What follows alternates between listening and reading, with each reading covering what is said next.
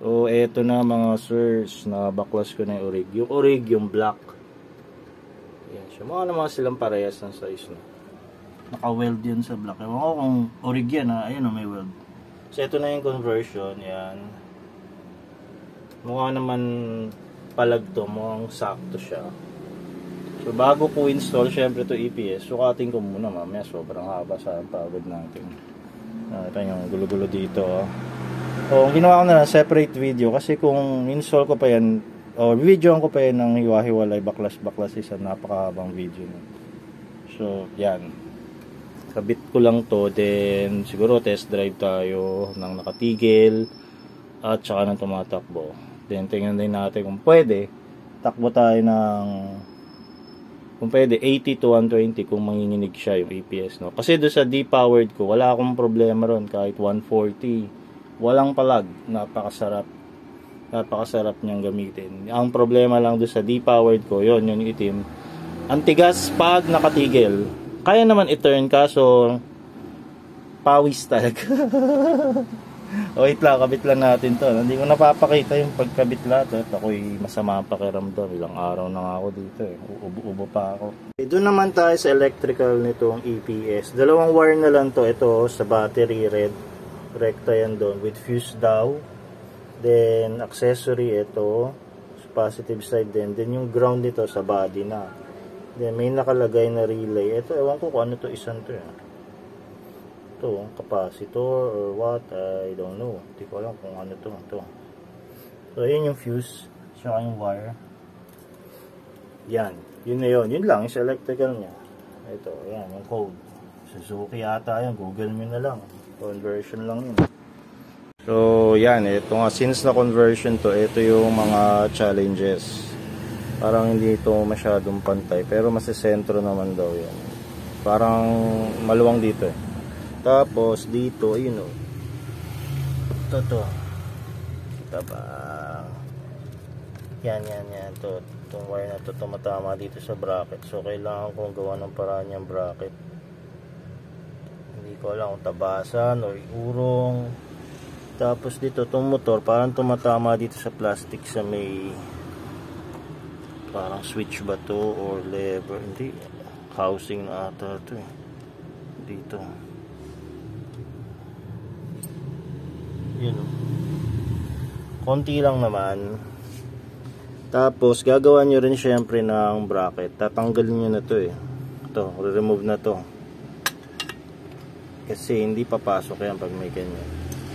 So, gagawa ng bracket dito. Meron na akong nagawa. Para dyan, dalawa yan eh.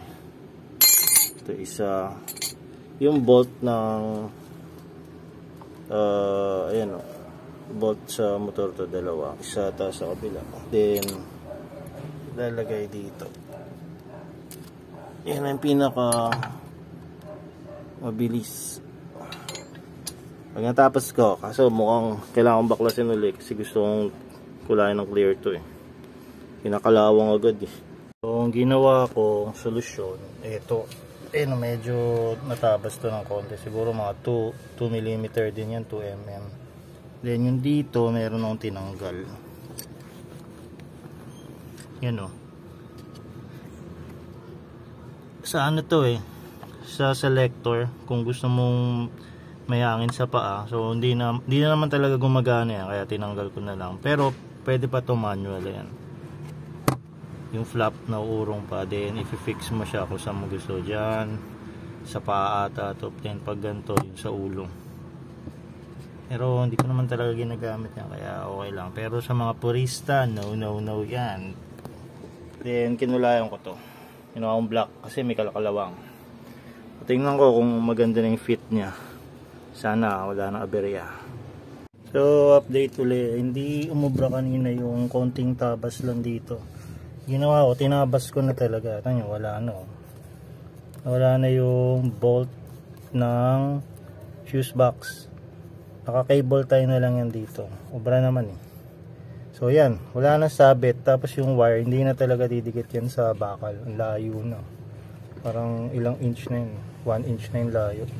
Tapos, yung naging ganyan siya, wala naman palang sayad dito. Wala eh. makita ano. Hindi makita. Wala naman sayad dito. Hindi na siya sumasayad. Baka ito lang talaga kailangan grinder. Then yung bracket, dalawa sana gagawin ko. Kaso ang hirap dito sa isa. Hanap na lang ako ng ibang way next time kung paano. Pero so far, pag kahit isa lang, sabi rin naman nung kaibigan ko, hindi naman to gumagalaw eh. So ikpitan ko na lang yan. Then syempre, testing ko pa yan kung pwede na nga kahit isa lang muna. Then tsaka na lang ako gagawa next time. Kasi isang linggo ko nang di na start to dahil dito. Wala pa yung magkakabit ng wiring eh. Nasa probinsya eh. So yan na muna. Natingnan natin ano mangyari. So yan, installed na siya oh. Hindi ko pala nalagay yung plastic. Pero hindi yan kita. Ayan. So gawin natin. Gamit tayo nito. Check natin kung umiinit ba to. So ang temperature niya 32.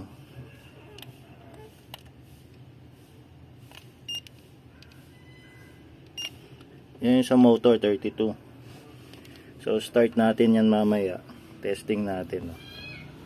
Ito walang init to ngayon kasi hindi naman naka ano yung makina eh. Hindi naman naka start. Then wiring niya red positive sa battery, may fuse, tapos another do sa ACC positive. Kaso sira ACC nito, wala, hindi mahanap na electrician. So nakakabit siya sa ignition. Okay naman daw yun, sabi ng yung nag-modify ng EPS natin. So wait lang, start natin to, antayin natin mag normal engine temp. So ito na, cold start. Cold start. Susi natin.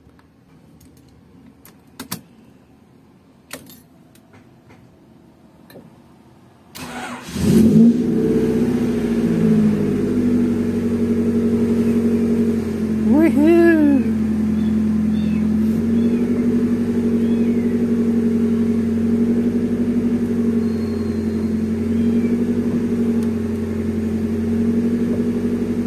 Oh, hindi siya masyadong malambot, hindi masyadong matigas, saktong-saktuan lang.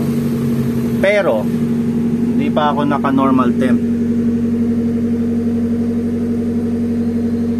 So wait ko muna mag normal temp. Hindi pa pala naka normal idling. Ito pala yung temp. Hindi pa tayo naka normal temperature. So ito, habang naka cold start pa siya, check natin yung temperature na module. Computer box module, computer box. Mali, ito pala. 33. Then, ang hirap yung motor. 33. Isa lang na dagdag. Mamaya pa yan pag nag-normal temp tayo. Pero happy ako doon sa resulta. Siguro gawa ako ng separate video para doon sa result. No? Diba dati nag-test ako dito, naka-idle. Ang hirap i-turn ngayon, napakadali. Oh. So, ang ganyan na lang. Diba? Suabe na to, hindi masyadong malambot, hindi masyadong matigas, saktong sakto lang. Ito, installed na siya, ganyan looks nya oh. Kabit ko na yung plastic. Wala, diba? Hindi halata. Lapit tayo.